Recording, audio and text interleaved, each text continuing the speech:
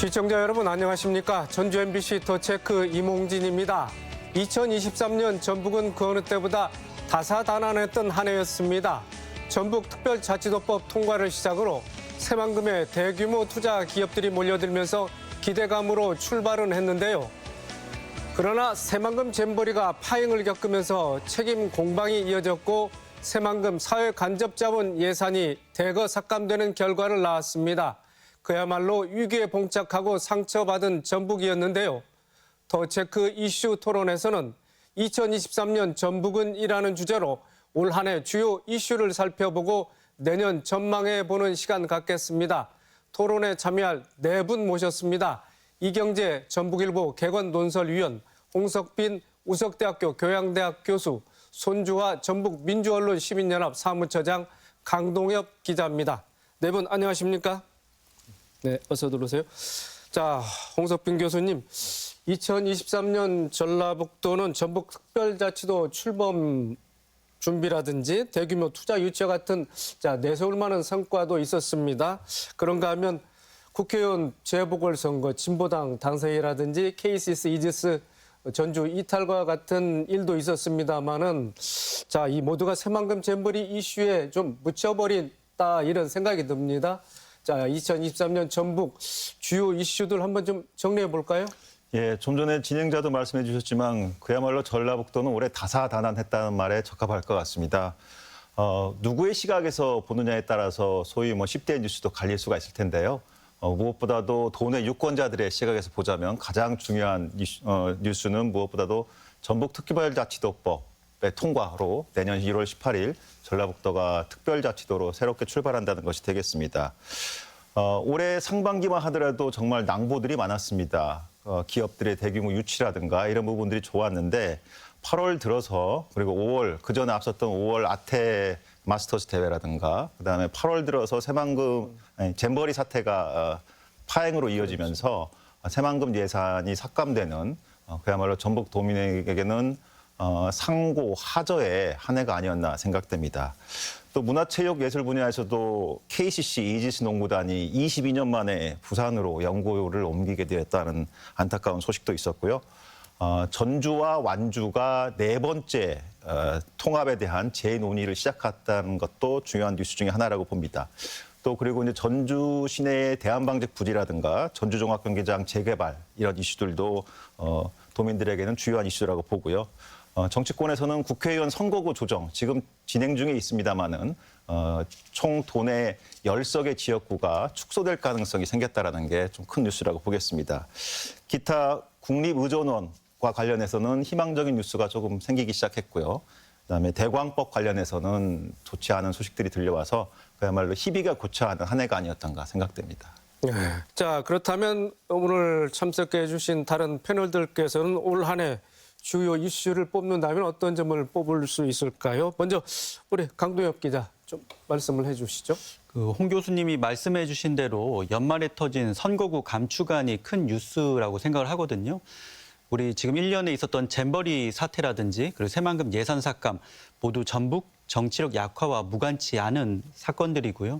그런데 이 기류가 향후에 선거구가 한 곳이 감축된다면 국회의원이 한 명이 또 줄어들면 그만큼의 전북 정치권이 더 약화될 수밖에 없기 때문에 이건 현재 진행형으로 큰 뉴스라고 생각을 합니다. 자, 이경재 위원님.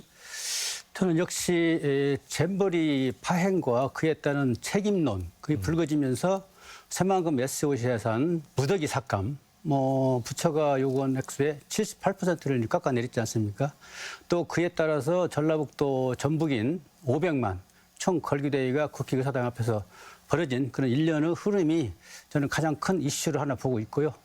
이슈도 있으지만 이 문제는 우리 전라북도의 어떤 정치 역량이랄지 존재감이랄지 또는 그에 따른 대응 능력 이런 것들을 상당히 무겁게 숙제를 남겨준 그런 이슈이기도 하고 우리 도민들과 함께 고민해봐야 될 그런 필요성이 있는 그런 숙제라고 봐야 되겠습니다. 네. 자, 손주화 사무처장님. 네, 아테마스터스 대회부터 잼버리까지 역시 국제 행사와 관련된 지역의 전략을 좀 다시 봐야 되지 않을까 이런 생각도 하고 있고요. 좀 더 민생 쪽으로 내려가서 살펴보면 이제 전북 지역의 경제 위기 신호, 뭐 대위 변제율이라든지 그다음에 높은 뭐 예대 금리 차 문제였다든지 이런 게 서민들에게 어떤 영향을 미쳤는가 이런 부분들도 좀 고민을 해봐야 될 것 같고요. 지역 소멸과 관련해서도 우리 지역에서 지금 폐교가 굉장히 높게 나오고 있는 상황에서 어떻게 이걸 정치적인 영향을 풀어갈 것인가 이런 부분들도 올해 중요한 이슈였다고 생각하고 있습니다. 네, 우리 패널들께서 뽑아주신 이 주요 이슈들 앞으로 진행되는 이번 토론회 각 뭐 사안의 그 토론 그런 대상인 것 같습니다. 자, 강동엽 기자, 2023년 전북은 자 잼버리로 시작해서 새만금으로 끝난 해였다고 해도 과언이 아닌 것 같습니다. 잼버리 파행 여파가 상당히 오래 갔는데 직접 취재 일선에서 참 보고 느낀 게 좀 안타까웠다 이런 심정일 것 같습니다. 어떻습니까? 잼버리 사태를 보고서 참 세계적인 대회가 이렇게 안 풀릴 수도 있구나 하는 거를 좀 느낀 시간이었는데요. 우리가 지금 문제로 지적된 뭐 야영장 배수 문제, 폭염 문제 이런 것들은 이미 대회 전에 저희도 많이 보도를 했던 문제들이었거든요. 이 때문에 뭐 이상민 행안부 장관도 현장을 다녀갔고 이 문제가 지적되자마자 그때마다 이제 정부는 이제 문제가 없다 이렇게 밝혔지만 사실은 문제가 너무나도 많았죠. 폭염에 대원들이 쓰러지고 그리고 화장실 위생 문제가 심각하게 이제 부각되고 끝에는 이제 태풍까지 몰려오면서 조기 파행이라는 그런 불상사가 일어났는데요. 이 사건들을 겪으면서 우리가 지난 2017년도에 세계 잼버리 총회에서 우리 전북이 이걸 유치해냈거든요.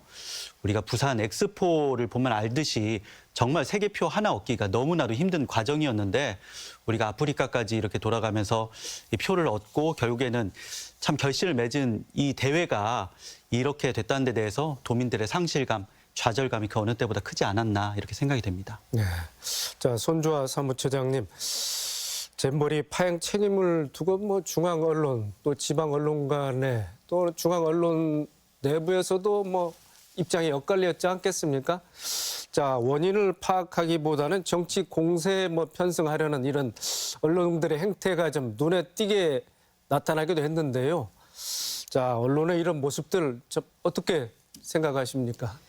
예, 뭐 지역 언론과 중앙 언론 이제 두 가지 좀 얘기를 같이 해야 될 것 같은데요. 이제 지역 언론 같은 경우에 역시 홍보를 집중하는 곳과 이제 여러 안전한 대회를 강조하는 쪽으로 나뉘었었던 이런 측면들도 있었습니다. 그러나 우리가 한 1년 정도를 남겨놓은 상황에서는 잼버리의 여러 가지 안전 문제들이 지금 대두되고 있고 이것에 대한 시급한 해결이 필요하다라는 걸 계속해서 강조했던 측면이 있습니다. 근데 이러한 과정들이 있음에도 불구하고 사건이 이제 첨담한 이제 이런 결과들이 나오기 시작하면서 서울의 중앙 언론의 보도들을 또 다시 한번 눈여겨봐야 되지 않나라는 생각을 좀 하고 있는데요.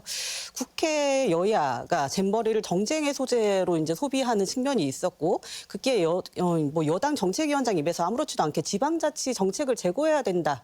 정부 제고에 대한 입장까지도 나오는 이런 상황에서 이것에 대해서 중앙 언론에서 이를 그대로 받아 적고 퍼나르고 이러한 상황들이 좀 발생을 했던 측면도 있고요. 잔치상에 재뿌리기 식으로 일관한 보도가 지방자치 훼손으로 이어지는 이러한 사례까지도 중앙 언론에서 이제 지역 차별을 근거로 내세우는 이런 보도들이 이어진 측면들이 있었는데요. 이것을 가지고 일부 이제 저희 인터넷 신문 쪽에서는 멍레이킹 저널리즘이라고 해가지고 이러한 언론 보도가 굉장히 조롱과 회화를 선동하는 언론 보도의 문제까지도 나타내는 측면이 있었다. 이런 문제점들도 있었고요. 이러한 보도의 근간에는 조금씩 수위가 다르긴 하지만 지방정부가 준비한 대회라는 이러한 선입견이 공통적으로 깔려져 있었던 것이 아닌가. 그래서 동네 축제로 취급받은 잼버리라는 이제 이러한 조롱들도 나오고 있었고요. 이런 과정에서 언론의 책임은 과연 어디 있는가 이런 부분들도 좀 눈여겨서 봐야 될 것 같습니다. 자, 말씀하셨다시피 책임만 부각시켰지 그 대회 이전에 과연 그 중앙 언론들이 현재 와서 직접 취재를 하고 또 그런 준비에 대한 사항을 뭐 소상히 좀 알렸는지 이런 점도 궁금한데요. 그런 점에 대해서는 어떻게 보십니까? 네. 성공적 개최를 위한 비판 보도가 이제 지역 언론이 있었다는 사실을 우리가 이 부분에서 좀 기억을 해야 될 것 같고요. 이러한 비판 보도에 이른바 중앙 언론이 일찍부터 관심을 가지고 이게 국제적인 행사였다는 것을 인지하고 중앙 언론이 힘을 실어주고 계속해서 관심을 가지고 보도했다면 새만금 잼버리가 지금과 같은 실패로 끝났을 것인가 이런 부분들을 놓고 봤을 때 중앙 언론의 이런 책임론도 간과할 수는 없을 것 같습니다. 예. 네, 그렇군요. 자, 이경재 위원님, 정치 공세 끝에 결국 새만금 관련 SOC 예산이 대폭 삭감됐습니다. 자, 전라북도와 정치권 즉각 반발에 나섰고, 자, 국회 막판 합의를 통해서 3,017억 원이 증액되기는 했습니다만은, 자, 전액 복원과는 상당히 차이가 있죠? 차이가 있죠.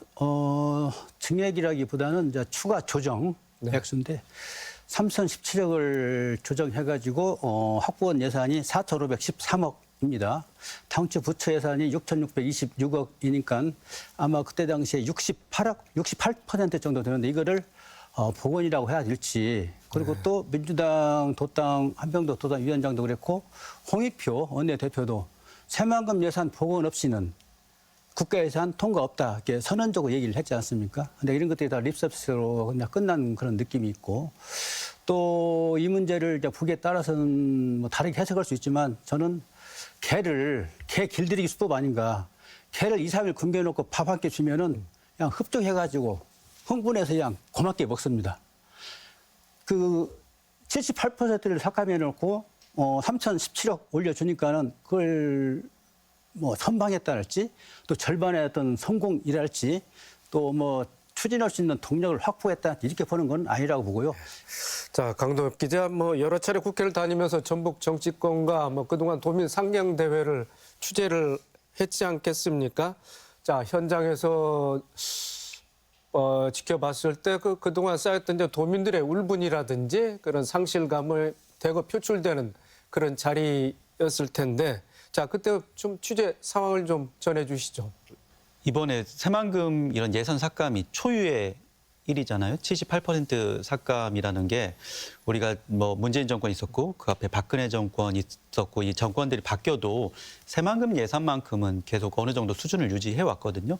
근데 이렇게 대폭 삭감되니까 분위기가 상당히 격앙이 돼 있었습니다. 그래서 일단 국회의원들이 집단 삭발한 거 역시도 초유의 일이었고요. 그 참석자들은 새만금 예산을 즉각 살려내라고 이렇게 마이크를 잡아서 너나 없이 이렇게 얘기를 하던 그런 상황이었고요. 처음에 갈 때 9월 달에는 한 1,000명 이상 이렇게 모였거든요. 상경 집회 때는. 근데 그 이후에 11월 달에 범도민 걸기 대회가 열렸는데 그때는 이제 수천 명이 참여를 해서 계단을 넘어서 이제 인파로 국회가 가득 이렇게 찼었는데요. 이렇게 진행이 되다 보니까 민주당의 당 지도부 역시도 그 자리에 참석을 해서 이제 아까 얘기해 주셨던 대로 새만금 예산 복원 없이는 절대 예산안 통과 없다 이런 의지를 이제 밝히기도 했고요. 그래서 이렇게 도민들이 힘을 실어줬는데도 우리 예산 협상 상황은 그렇게 좋지는 못했습니다. 그렇기 때문에 아시겠지만 이제 국회의원들이 예산 합의 직전까지 가서 국회 농성, 그러니까 국회 본관 안에서 농성까지 벌였거든요. 근데 그때 당시도 이제 대통령실의 그런 부정적인 인식 이런 걸로 인해 가지고 이 도민들의 이런 성원을 받았지만 예산 복원에는 그렇게 실패한 그런 상황이었습니다. 우리가 1년에 이렇게 집회하고 이랬던 그 상황이 국회에서는 한창 국무총리나 기획재정부 장관 등을 상대로 예산 결산 심사 이런 거 하고 있었던 상황이었거든요. 그런 분위기가 고스란히 이제 그런 정부에 전달이 됐음에도 불구하고 예산의 이 정도 수준에밖에 복원을 못했다는 게 상당히 안타까운 상황이라고 할 수 있습니다. 네. 자, 전북 예산 확보 결과를 놓고 정치권, 특히 이제 며칠 전에 또 이원택 의원은 기자회견을 통해서 좀 대도민 사과에 말을 이제 사과에 회견을 하지도 않았겠습니까? 네, 그 내용도 좀 말씀해 주시죠. 이원택 의원이 그 당시에 예산결산특별위원회 예산안 조정소위라고 해서 15명의 여야 의원들만 참여해서 예산을 조정하는 그 역할을 했었거든요. 근데 이원택 의원 역시도 그 자리에 참여를 했었지만 새만금 예산만큼은 마지막까지 어려웠다라고 얘기를 했었고요. 결과론적으로 이제 3천억밖에 증액이 안 되다 보니까는 이제 도민들께 예산 원상 복원을 하지 못해 송구하다. 이런 얘기를 전달했고요. 신영대 의원 같은 경우에서도 이제 예산안이 본회의에 올라갔을 때 투표했을 때 기권을 했고 우리 전북 정치권 역시도 복원을 처음부터 목표를 했었거든요. 근데 복원을 해내지 못했다는 데 대해서 상당히 그런 목표를 이루지 못했다, 송구하다 이런 입장으로 좀 모아진 상황이었습니다. 한 가지 덧붙이면요. 한덕수 국무총리가 기본계획 재검토 이야기하면서 그 명분을 기업 활동을 낮게 하기 위해서, 기업 유치를 좋게 하기 위해서 기본계획 재검토하겠다 그렇게 했지 않습니까? 근데 기업 유치의 제일 그 첫 번째 시작하는 착수 단계가 SOC거든요. SOC를 깔아줘야 기업들이 온단 말이죠. 근데 서로 이율배반적인 모순적인 얘기를 하는 거죠. 그래서 앞으로 과제는 초타 기본계획 재검토를 아마 처리를 못할 거예요. 용역이 착수가 됐기 때문에. 그렇다고 한다면은 SOC 회사를 살려가지고 진행하면서 그럼 기본계획 재검토에 들어가면 된단 말이죠. 지금 기업이 10조 원 유치 엊그저께 MOU를 체결했지 않습니까? 10조 원 유치 결과가 물론 그것도 MOU라 앞으로 이행 계획을 잘 점검해 나가야 되긴 하지만 2022년도 이후에 지금 10조 원을 한 거예요. 그러려면 SOS를 더 활성화를 시켜야 된단 말이죠. 공항이랄지 신항만이랄지 고속도로랄지 동서남북 이제 완공이 됐기 때문에 이런 것들을 감안하지 않고 기업 활동을 더 낮게 하기 위해서 재검토해갖고 예산 집행을 스탑시켜버리는 거는 누가 어떻게 납득을 하겠느냐. 그래서 그 문제는 SOC 회사는 그대로 집행하고 기본계획을 다시 보는 그렇게 해서 나가야 되지 않겠나. 이것이 과제라고 봐야 되겠습니다. 네, 그렇군요. 자, 홍 교수님. 자, 우리 패널들 말씀 듣자 보니까 새만금에 대해서 여지까지도 지금 희망 고문을 우리가 당하고 있지 않나 이렇게 생각이 드는데, 자, 민선 8기 들어서 그래도 대규모 투자 유치 소식이 들려서 이제 30여 년 동안 추진돼온 새만금 사업이 이제 좀 더 탄력을 받지 않나 이렇게 생각을 했었는데 또 결국은 또 이렇게 좌절 그 직전 상황에 이르고 말았습니다. 우리 교수님께서는 어떻게 보고 계십니까? 국가 경제, 산업을 발전시키기 위해서는 민간이 해야 될 역할이 있고 또 공공 부분인 정부가 해야 될 역할이 있습니다. 우리가 자전거를 보면은 앞바퀴, 뒷바퀴가 따로 있지 않습니까?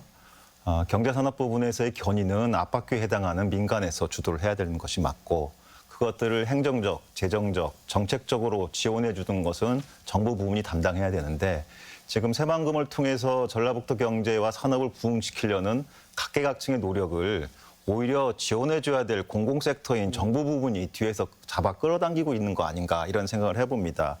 다행히도 새만금에 대해서 2022년 이후에 민선 8기 출범한 이후에 투자가 많이 됐죠. 지금 이경재 의원 말씀하셨지만 최근 며칠 전에 추가 투자가 이루어지면서 10조 원을 넘었는데요. 새만금 개발청이 2013년도에 개청을 했습니다. 지난 9년간 했던 개청 이후에 했던 거에 비해서 최근 민선 8기 들어가지고 투자한 것이 약 6배 가까이 투자 성과를 올렸습니다. 그만큼 지금 앞에 민간 단에서는 여러 가지 활동들이 다이내믹하게 진행되고 있는데 그것을 정부가 SOC 부분에 대한 각종 투자 유예라든가 또는 예산 삭감이라든가 이런 것을 통해서 한다는 얘기는 앞바퀴가 굴러가려고 하는 자전거를 뒷바퀴에서 잡아 당기면 그 자전거가 제대로 굴러갈 수가 있겠습니까? 따라서 이 새만금은 전라북도에게 있어서는 삶과 죽음의 문제입니다. 소위 환황해권, 서해안 시대를 열기 위해서 30년 전부터 그것도 시작은 과거 노태우 전 대통령 시절이었습니다. 현재 여당의 전신에서 시작한 사업이 진보와 보수를 왔다 갔다 하면서 여러 가지 우여곡절이 있었지만 전라북도에게 새만금의 성공은 결국 우리 미래에 대한 얘기고요. 최근 들어서 우리 초등학생 숫자들 감소해가지고 학령인구 감소해서 내년도에는 9개 학교가 전라북도에서 없어진다고 합니다. 과거 5년 동안 5개가 없어졌는데요. 내년 한 해 동안만 9개가 없어진다고 해요. 그리고 조만간은 2028년까지 약 23개 정도의 또 학교가 폐교 위에 처해 있다고 합니다. 전북도민들이 살 길은 미래 세대가 성장해서 일하고 가정을 꾸리고 아이를 낳고 하는 길입니다. 그 중추적인 역할을 할 수 있는 유일한 통로가 새만금입니다. 이런 새만금에 대해서 우리가 그동안 많은 좌절을 겪어왔지만 희망 고문에서 끝날 것이 아니라 독하게 마음 먹고 전북도민이 합심해서 어떻게든지 자전거의 두 바퀴를 동시에 굴려낼 수 있도록 노력을 해야 되지 않을까 생각합니다. 네.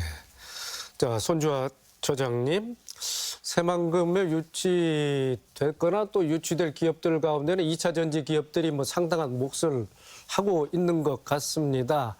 그런데 올해 들어서 가스 노출 유출 사고가 있었고 미국발 규제와 관련된 돌발 악재도 있었습니다. 이 부분에 대해서도 언론도 좀 주목했는데 특히 지역 언론에 대해서는 어떤 내용을 많이 다뤘습니까? 네, 이제 올해 뉴스를 보면요. 5월 달부터 시작해서 9월까지 군산에서 7번의 화학물질 누출 사고가 발생을 합니다. 굉장히 지역 도민들과 군산 지역민들한테 건강상의 문제를 일으킬 수 있을 만한 화학 누출 사고였고요. 근데 그 당시에 전라북도가 새만금 2차 전지 특화 단지를 추진하고 있는 과정이었고 그런 유치 움직임과 같은 시기에 이런 2차 전지 관련 이제 기업들의 이제 사고가 발생을 하면서 시민사회 단체에서는 기업 유치도 좋지만 시민들의 안전 대책을 같이 마련을 해줘야 되는 것이 아니냐 이러한 요구가 지역사회에서는 이미 꾸준하게 문제 제기가 되고 있었던 상황입니다. 전라북도에서 10조 지금 투자 유치 관련해서 굉장히 이거는 같이 축하를 해야 될 만한 일이긴 하지만 우리가 그 축하 이전에 과연 이게 도민들과 시민들의 안전이 제대로 보장되고 있는가는 굉장히 중요한 사안이잖아요. 이것과 관련해서 저는 미리부터 좀 점검이 들어갔어야 되지 않나라고 생각을 하고 있는데 이게 좀 늦게 나온 측면이 저는 있다라고 보고 있습니다. 일단 2차 전지 관련해서 저희 이제 전북 지역 같은 경우는 멋진 말로 리사이클링 분야라고 해서 재활용을 얘기를 하고 있는데 실은 이 2차 전지 관련해서 화학 처리가 엄청나게 들어가는 분야이죠. 화학 물질을 이제 계속해서 투여를 해서 이제 관련한 사업들을 진행을 하는 건데 당연히 여기에서 폐수와 공기 정화의 필요성과 그리고 토양 및 바다, 지하수 오염이 어떻게 발생할 것인지에 대해서는 이미 이게 유추가 되는 이런 사안들이거든요. 화학 사고의 불안감도 당연히 여기서 예고되는 사안들이고요.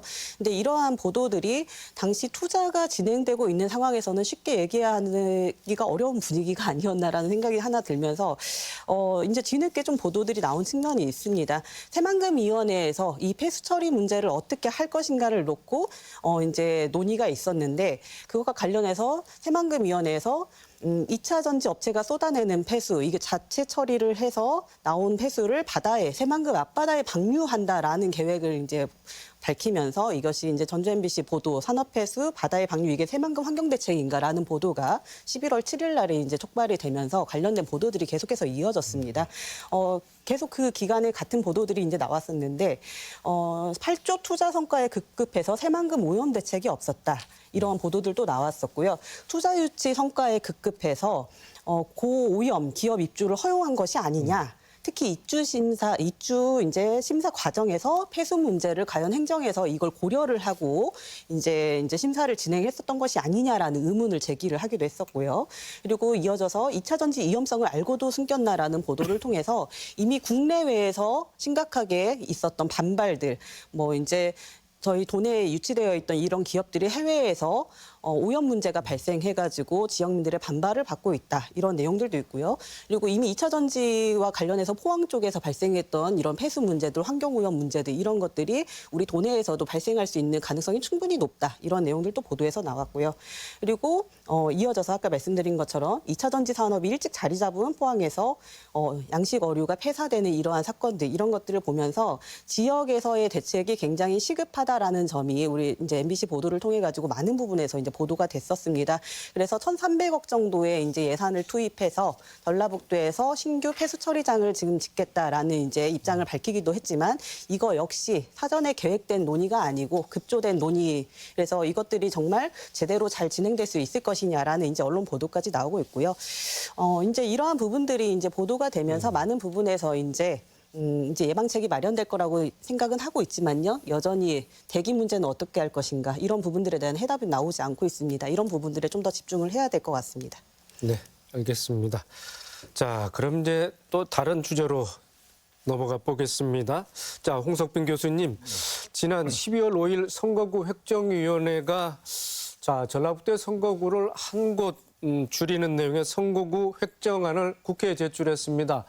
자, 선거구 획정안은 국회 정치개혁특별위원회에서 최종 확정하겠습니다만은 이 같은 우리 또 주제에 대해서 토론을 해본 적이 있지 않겠습니까? 네. 자, 앞으로 어떻게 전망할 수 있겠습니까? 예, 지난 5일에는 중앙선거관리위원회 산하의 선거구 획정위원회가 국회에 획정안을 이제 제시를 한 것이고요. 그 부분이 이제 확정되기 위해서 이제 국회에서의 논의가 이제 필요합니다. 지난 21대 총선 때 내년 22대 총선인데 네. 소위 그 준연동형 비례대표제가 도입됐지 않습니까? 유권자 여러분들 기억하시겠지만 비례다 위성정당이 막 만들어지기도 했는데요. 그러자 이제 이 부분에 대해서 이제 문제 제기를 하면서 그 비례대표제에 따른 그 비례 선출 방식을 어떻게 할 것이냐를 놓고 지금 거대 여야가 이제 충돌하고 있는 상황입니다.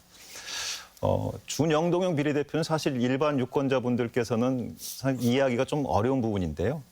예를 들어서 이런 겁니다. 우리나라의 국회의원 총수는 300명입니다. 그런데 총선에서 한 정당이 10%를 득표를 했다고 치면 30석을 이제 일단 배정을 받게 되고요. 그런데 실제 선거에서 20명만 지역구에서 당선이 됐을 경우는 10석이 모자라지 않습니까? 그 10석의 절반에 해당하는 5석을 비례대표 의원으로 더 보태서 주겠다는 겁니다. 이렇게 복잡하다 보니까 유권자들이 이제 그 어려움을 겪는 가운데서 지금 여당인 국민의힘은 과거인 그 준연동형 비례대표제 이전인 병립형 대표제로 다시 돌아가자라고 있는 상황이고요. 민주당 내부에서는 돌아갈 것이냐 아니면 현 그 준연동형 대표제로 지속할 것이냐를 놓고 지금 당론이 이제 당내에 여러 의견들이 지금 부딪히고 있는 상황에서 아직 당론이 정해져 있지 않은 상황입니다. 이런 상황에서 앞으로 여야가 자기들 텃밭을 수성하는 가운데 22대 총선에서 승리하기 위해서는 지역구 선거에서의 승리가 이제 기본적으로 중요한데 인구 상한 하한으로 볼 때 상한은 27만 3천 명, 하한은 13만 6천 명으로 그 인구를 상한을 넘거나 하한에 모자랄 경우에 이제 지역구 의석수를 이제 조정하게 되어 있습니다. 이번에 제기된 그 획정안이 이제 전라북도 10석 중에 한 석을 조정을 해서 9석으로 줄일 가능성이 이제 높은 것인데요. 이에 대해서 이제 당연히 이제 전라북도와 지역 정가에서는 수용하기가 이제 어려운 상황이고요. 국회의원 숫자가 줄어든다는 얘기는 아까 우리 광동익 기자 말씀하셨지만 전라북도의 어떤 도의 세 이런 부분들에 대한 영향들도 있기 때문에 그런 부분들에 대해서 향후 이 선거구 획정안, 선관위 선거구 획정안에 대해서 국회 내에서의 굉장히 강한 어떤 그 여야 간의 이제 충돌이 있을 것으로 예상이 됩니다. 다만 이제 국회 정개특위에서 총선을 앞두고 이 선거구를 최종 획정한 경우가 굉장히 어려운 과정을 통해서 진행이 됐습니다. 17, 18, 19, 20, 21대 지난 5번의 총선 20년 동안 선거구 획정이 최종적으로 된 것은 총선이 있는 날을 기준으로 30일 내지 40일 전에서야 획정이 됐습니다. 그만큼 이제 예비 입지자들 같은 경우에는 자기 지역구 선거가 정해지지 않은 가운데서 선거운동을 해야 되는 그런 어려움들도 있다고 보겠습니다. 네. 자, 강동엽 기자, 우리 총선 때가 돌아오면 지역구 의석수 지키기에 참 전전긍긍하고 있는 게 우리 전북의 현 주소 아니겠습니까? 자, 그런데 선거제 개혁을 통해서 국회의원을 늘릴 수 있는 이런 방안도 지금 논의가 되고 있죠. 자, 일명 권역별 비례대표제인데 어떤 내용인지 좀 설명을 부탁합니다. 우리가 지금까지 전북 정치력 약화, 의석수 감소 이런 데 전전긍긍할 수밖에 없는 이유가 비례대표는 우리 몫이 아니다라는 생각을 가질 수밖에 없기 때문이거든요. 비례대표는 정당별로 47석이나 되지만 그 전문성 이런 걸 고려한다고 해서 이름 있는 인지도 있는 인사들을 영입하는데 당마다 쓰다 보니까는 사실상 수도권 인사들이 비례대표제로 인해서 영입이 되고 그렇게 되다 보면 지금 가뜩이나 지역구로 수도권의 대표성이 지금 과대하게 돼 있는 상황에서 비례대표로 인해 가지고 또 더더욱이나 수도권의 그런 대표성이 더욱더 심각해지는 이런 부작용을 초래해 왔거든요. 그런데 지금 추진되고 있는 비례대표제 개혁은 그 권역별 비례대표제라고 해서 그러니까 우리 전국을 수도권, 중부권, 남부권으로 나눠가지고 47석을 이렇게 배분하겠다는 거거든요. 그에 대해서 우리는 남부권에 해당이 되는데 남부권에 해당되면 우리도 한두 석 정도 비례대표제 몫을 가질 수가 있고 우리 지역에서 우리의 목소리를 낼 수 있는 국회의원을 비례대표 명단에 올려서 그 사람이 당선권에 들게 되면 우리가 지역구 의석이 지금 10석을 그대로 유지한다고 가정했을 때 11석, 10석 이상을 우리가 확보할 수 있게 되는 거죠. 그리고 다음이 이제 석패율제거든요. 석패율제는 이름에서도 느껴지겠지만 이제 아깝게 진 사람을 구제하는 그런 제도입니다. 그래서 지역구에 출마하는 사람을 비례대표제에 동시에 이름을 올려가지고 이 낙선을 했을 때 아깝게 낙선을 할 경우에 그 사람을 이제 비례대표로 구제를 하는 거죠. 우리 지역에서는 지금 정운천 의원이 이거를 지금 국민의힘에 지금 강력하게 요구를 하고 있고요. 지금 영남 지역에서는 저 김두관 의원이 그 양산, 경남 양산의 지역구가 있거든요. 거기도 어떻게 보면은 마찬가지예요. 민주당에서는 험지기 때문에 좀 이렇게 지역구에서 출마해서 득표하기 어려운 상황이다 보니까 그쪽에서도 요구를 하고 있어서 지금 권역별 비례대표제나 이 석패율제에 대한 공감대가 어느 정도 지금 현재 정치권에 형성이 돼 있기 때문에 막판에 여야 협상이 어떻게 되느냐에 따라서 우리도 비례대표제로 좀 의석을 늘리는 방향으로 갈 수 있지 않을까 이런 생각이 듭니다. 네. 자, 강동엽 기자, 2024 총선을 앞두고 총선 예비 후보자 등록이 지난 12일부터 시작됐습니다. 자, 22대 국회의원 선거에 막이 올랐다고 볼 수 있는데, 자, 앞서 이제 언급됐다시피 이제 선거구가 획정되지 않아서 결국 이제 또 다시 깜깜이 선거 운동을 해야 되지 않나 이런 상황이잖아요. 유권자나 또 당사자, 예비 후보자들도 뭐 답답하기 마찬가지일 텐데, 자, 어떻게 보고 있습니까? 제가 그래서 예비 후보자 얘기를 한번 들어봤거든요. 우리가 시험을 쳐야 되는데 이건 시험 범위를 모르는 상태다. 이렇게 얘기를 한 게 가장 단적으로 표현한 거라고 생각을 합니다. 어떻게 보면 우리가 지금도 보면은 많게는 4개 지역이 하나의 그 선거구로 묶여 있단 말이죠. 근데 지금 선거구 획정안이 지금 제시된 걸 보면은 이게 뭐 위아래, 뭐 서해, 남부 막 이렇게 좀 찢어지는 아니거든요. 근데 이거 역시도 어떻게 될지 모르는 상황이다 보니까는 가령 뭐 정읍고창에 출마하는 사람이라고 하면 그건 정읍고창만 이제 텃밭을 갈면 되는데 만약에 지금 제시한 걸로 선거가 조정이 되면은 뭐 순창, 부안까지도 이제 아까 전에 우리 홍 교수님이 말씀해 주셨듯이 한 달, 한 30일, 40일 앞두고 갑자기 표를 갈아야 되는 거거든요, 표밭을. 그리고 만약에 자기가 열심히 표밭을 갈았는데 거기가 다른 지역구로 조정이 돼버리면 그게 고스란히 헛일이 될 수밖에 없고 유권자 역시도 이거에 대해서 혼란스러울 수밖에 없고 결과론적으로 이렇게 상황이 진행돼 버리면은 유권자들은 뭐 선거에 대한 관심이 가뜩이나 줄어들고 있는 상황이잖아요. 그럼 결국에는 인지도 싸움인데 인지도로 놓고 보면은 당연히 정치 신인은 현역에 밀릴 수밖에 없잖아요. 뭐 올드보이라고 하는 뭐 전직 다선 의원에게도 밀릴 수밖에 없고 그래서 너무나도 기울어진 운동장이다라고 예비 후보들은 얘기를 하고 있고요. 어떻게 보면은 뭐 올해 4월에 선거구 획정이 끝났어야 되거든요.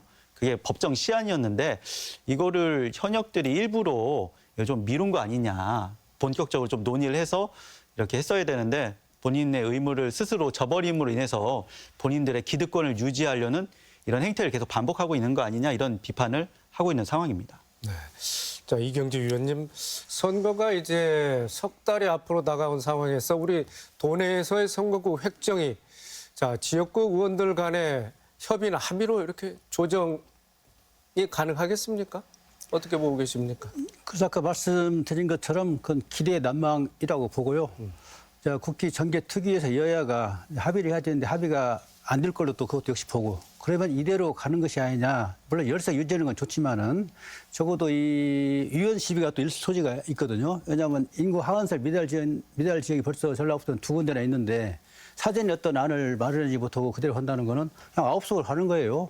예, 위원 소지가 있는 부분이고. 그래서 우리 현역 의원들이 특히 정개특위를 중심으로 전라북도는 어떤 안이 열석을 유지할 수 있는 안인가. 그리고 그 근저에는 생활교통이랄지 지리 역사적 문화 배경을 고려한 그 안을 열석을 유지할 수 있는 안을 내놔야 우리가 명분 있게 지킬 수 있는 그런 터전이 되는데 그런 기능을 하지 않고 있다는 거죠, 지금.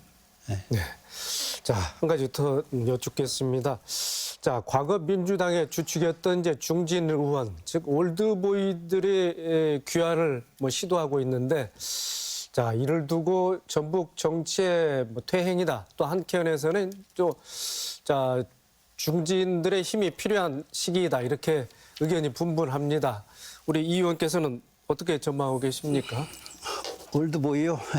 중진이라고 저는 표현을 하겠습니다. 네. 중진 소환론이 나오는 이유는 전라북도현 그 정치권이 너무나 무기력하고 존재감이 없기 때문에 중진 소환론이 나오는 거란 말이죠. 그래서 지역이 정치력을 극대화하려면 선거구도 중요하지만 어떤 정치 역량의 강화, 그거는 곧 신구 어떤 조화랄지 초선과 3선, 4선의 어떤 조화랄지 균형이랄지 이런 구도를 갖출 때 정치 어떤 그 효율성이 높아지고 또 정치 서비스랄지 도민 이익, 좀 지역 발전 충분히 그 대응할 수 있는 그런 구도가 된다. 이제 그런 측면에서 중진이 좀 있어야 되지 않겠느냐. 이제 이런 모색이 되고 있고 또 현실에서 놓고 보면은 이 중진 소환론에 대해서 상당히 의견이 분분합니다. 꼭 필요하다는 뭐 의견도 강하게 전개하는 분들도 많이 있고, 야, 뭐 퇴물들 한번 갔는데 심판 받았는데 왜 또 불러들이냐 이런 분들도 많이 있고, 결국은 유권자의 판단일 텐데 일단 전라북도가 처한 현실을 놓고 보면은 중진 소환론이 살아있는 거 분명하고 있고요. 특히 이제 국회 상임위가 가장 국회 활동을 하는 근저가 되거든요. 상임위가 특별위원이 빼고 16개가 상임위가 있습니다. 근데 전라북도는 의석이 10석밖에 안 되는데 지금 그 상임위 현재 분석을 해봐도 농림축산해상수산위는 3명이 거의 다 들어가 있어요. 전라북도 숫자도 적은 데다가. 대신 보건복지랄지 행안위, 교육 또는 뭐 과학기술이랄지 환경노동위는 1명도 없는 거예요. 이런 문제가 벌어졌을 때 전라북도 차원에서 대응 능력이 없는 거죠. 정보도 교환이 안 되고. 그래서 이런 문제는 구멍이 빵빵 뚫리는 그런 상태인데 이런 걸 보완하기 위해서도 중진이 필요하다. 왜 중진이 필요하냐. TK 같은 경우 실예를 들자면은 3선 4선 의원이 상임위 배분할 때 의원들 다 모아요. 뭐 초청 간담회를 한달치 뭐 모아가지고 나는 3선이고 4선이니까 여러분들이 들어가지 않는 상임위를 내 택할 테니까 여러분 먼저 선택을 해라. 그리고 다만 한 사람이 한 상임위는 마크할 수 있도록 해주라. 그래서 지역이 고루 다 마크할 수 있잖아요. 그렇게 되면은. 그리고 중진은 가장 나중에 그 다른 의원들이 들어가지 않는 상임위를 잘 선택하는 거예요. 그 기능 조정 역할을 중진이 하는 거예요. 전라북도는 그런 적이 한 번도 없어요, 지금까지. 아까 말씀드린 것처럼 농림해양축산수산위는 지역이 농촌, 어촌 지역이 많다 보니까 다 선임을 선택을 하는 거고. 국회의원 10명 중에서 한 상임위에 3명이 들어있는 게 지금 중요한 5개 상임위 같은 경우는 한 명도 없지. 이런 것도 중진들이 역할론이 이제 있는 거고 또 지역에 현안이 발생했을 때 좀 무겁게 대응할 수 있는 그런 카드도 중진 어떤 필요성이 있는 거고. 이제 말씀드린 것처럼 글쎄요, 지금 중진이 전라북도에서 지금 4-5명 정도 이야기가 되고 있는데 모든 사람이 다 뭐 필요한 그런 존재는 아니라고 보고 있고요. 네. 저 개인적으로는 뭐 초재선이든 중진이든 뭐 선호 불호는 없습니다만은 제가 보기에는 결국에는 전라북도민을 위해서 일을 잘할 수만 있다고 하면 그리고 능력과 실력이 있고 각 분야에 대한 전문성이 있다고만 하면 네. 정치 신인도 상임위에서 충분히 좋은 역할을 할 수 있다고 보고요. 물론 이 형식적인 요건 때문에 그런 기회가 많이 없다라고 하는 부분들에 대해서는 우리가 문제를 해결하고 돌파해야 될 부분이지 그런 구조가 있기 때문에 새로운 정치 신인들을 의회에 보내기가 좀 어렵고 향후에 그런 신인들이 전라북도를 위해서 많은 역할을 하기가 중진에 비해서는 좀 제약이 있을 거다라고 보는 것은 그건 좀 선입견이 아닌가 이런 생각도 해봅니다. 네, 알겠습니다. 자, 손주화 사무처장님, 지난 12월 8일이었죠. 전북특별자치도 특별법 전부 개정안이 국회에서 통과가 됐습니다. 어떤 특례들이 담기고 또 삭제되고 변경이 되는지 뭐가 어떻게 달라지는지 도민들이 잘 알지 못한다는 의견이 적지 않습니다. 네. 자, 이게 혹시 홍보 부족에 따른 것일까요? 어떻게 보고 계십니까? 일단은 좀 내용이 어렵습니다. 네. 이제 1월 18일 날 내년에 이제 특별자치도 출범을 이제 하는데 거기에 131개 조문을 담고 있거든요. 내용들을 좀 살펴보면 특별자치도 비전인 글로벌 생명 경제 도시나 원활한 개발을 위한 수립, 농생명 산업 육성을 위한 농생명 산업지구 지정, 그리고 지구 내 농업진흥 지역 해제 권한 이양 등 포함해서 여러 가지 이제 특례들을 담고 있고요. 특히 특례가 통과되면서 대표적으로 국제 K팝 국제학교 설립, 무인 이동체 산업 육성 이러한 다양한 특례들 내용들이 포함되면서 전라북도의 새로운 이제 비전이나 이런 것들을 좀 여기서 볼 수 있지 않을까 이러한 기대들을 지금 굉장히 많이 담고 있는 것 같습니다. 그런데 이 내용이 지금 언론 보도로 볼 때는 이게 어떤 성과를 갖고 있는지 앞으로 어떤 이렇게 비전을 보여줄 수 있는지 그리고 여기에 갖고 있는 문제는 무엇인지 이런 것들을 같이 다각적으로 조명을 해줘야 되는데 지금은 특정인의 성과로 좀 많이 이게 치중되는 부분들이 있었지 않나라고 생각을 하고요. 내용이 아까 말씀드린 것처럼 굉장히 어렵습니다. 어려운 부분들도 있고요. 이 특례 내용 중에 보면은 금융산업 및 투자유치 진흥, 도지 도지사가 금융 전문 인력을 양성해서 양성기관을 지정하고 그다음에 총 자산의 일정 비율 이상을 전북자치도의 부동산으로 구성하는 이런 특례 이런 것들이 담고 있거든요. 이 내용이 어떤 건지 아시겠나요?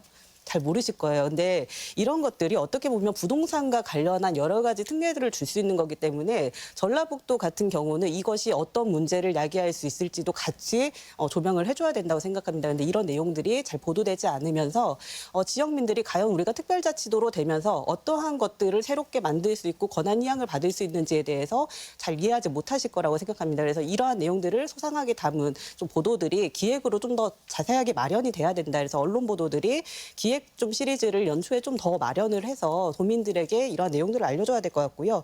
또 많은 우려들이 있습니다. 특히 환경과 관련해 가지고 여러 가지 특례 조항이 있기 때문에 특히 여러 가지 산악지구나 이런 것들이 많은 이제 동부 지역 같은 경우에 이런 특례가 어떻게 적용될 것인지 특히 도지사로 권한 이양이 넘어 이 특례가 전라북도의 환경을 좀 훼손할 수 있는 가능성이 높은 건지에 대한 우려도 같이 전달돼야 되고요.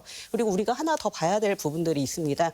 전북 특자도는 결국 특별자치도가 성공하는 부분은 재원이 굉장히 중요한 부분이거든요. 이 재원 확보를 어떻게 할 것인가에 대한 숙제 이런 것들도 우리 지역 언론에서 과연 가능성이 높은 부분인지 특자도 시대에 어떤 방식을 통해서 공기업이라든지 지방 공기업이라든지 다른 지역의 사례라든지 이런 것들을 보면서 특자도에 돈을 어떻게 재원을 마련할 것인지 이런 부분들에서도 지역 주민들에게 설명이 반드시 필요하다라고 생각하고 있습니다. 네, 알겠습니다. 자, 오늘 제한된 시간의 토론은 여기서 마쳐야 될 것 같습니다. 오늘 말씀해 주신 내용 요약하고 강조해 주신 부분 듣고 이 시간 마치도록 하겠습니다. 먼저 강동엽 기자님. 이제 올해가 마무리되고 내년에 새해가 시작되는데요. 내년에 가장 중요한 과제로 좀 하나 꼽고 싶은데요. 바로 우리 전라북도의 존재감 찾기입니다. 새만금 예산 삭감 그리고 선거구 감축안에서도 드러났듯이 우리 전라북도의 현 주소는 아직도 중앙에서 이제 변방에 머물러 있다라고 생각을 하거든요. 우리 이름이 전북특별자치도로 이제 바뀐다고 해서 전라북도의 역량이 강화되는 게 아니거든요. 그래서 이제 전북특별자치도가 재구시를 해야 되고 그리고 새롭게 구성될 정치권이 정말 전북의 목소리를 제대로 대변해내야지만이 전북이 다시 발전의 기점을 가질 수 있지 않을까 생각을 합니다. 네. 자, 이어서 우리 손주아 차장님. 네, 이제 총선 이슈도 있고요. 선거구 문제 얘기도 많이 얘기를 하셨고요. 그리고 지금 2023년도 같은 경우는 지금 전라북도와 전주시에서 각종 민간 투자 사업들에 대한 발표도 엄청나게 많이 했습니다. 수조 원대의 지금 발표들이 나왔는데요. 내년 상반기 총선 이슈 중에 하나는 부동산 PF 문제가 굉장히 거론이 될 거라고 생각을 하고 있고요. 이 문제가 우리 지역 사업에 어떻게 영향을 미칠 건지에 대해서도 지역민의 입장에서 좀 충실하게 보도들이 이루어졌으면 좋겠습니다. 네. 이어서 우리 네. 옹 교수님. 전라북도 도민 모두가 행복해지기를 바라고 있습니다. 또 그래야만 될 것이고요. 그런데 이미 170만 대의 도민 인구도 곧 더 줄어든다는 얘기도 있고 지금 현재 초등학교생 신입생 입학 숫자가 한 12,000여 명 되는데요. 5년 후에는 7,500명까지 줄는다고 합니다. 전라북도 각 가정이 행복하기 위해서는 이런 문제에 대한 해결책이 필요하다고 봅니다. 톨스토이의 소설 안나 카레리라는 이런 말이 나옵니다. 행복한 가정은 그 이유가 엇비슷하고 불행한 가정은 그 이유가 제각기 다르다. 우리 도민 모두가 합심해서 나간다면 행복해질 수 있을 것이라고 보고요. 그렇지 않고 나만 살겠다고 각자 도생의 길로 나간다고 하면은 불행해질 것 같습니다. 이제 올해 여러 가지 일들이 있었지만 넘어진 자리에서 다시 일어나서 뛰어야 될 때라고 생각합니다. 새해에 도민 여러분 복 많이 받으시길 바랍니다. 네. 자, 마지막으로 우리 이경재 위원님. 네, 오늘 말씀하신 여러 가지 현안들이 다 모두 정치의 영역이라고 저는 생각을 합니다. 전라북도가 정치력을 강화시킬 때만이 해결 가능 일이고 또 내년은 총선 해이기 때문에 정체력이 강화될 수 있는 그런 방안들을 여러 가지 다양하게 모색했으면 좋겠고요. 또 하나는 2차 전지를 비롯해서 10조 원을 유치를 지금 했지 않습니까?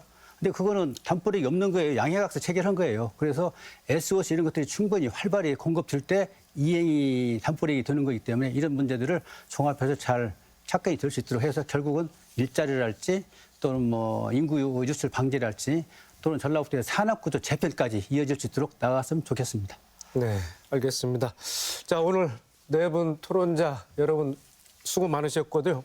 자, 내년에도 건강한 모습으로 왕성한 활동 있으시길 바랍니다. 고맙습니다.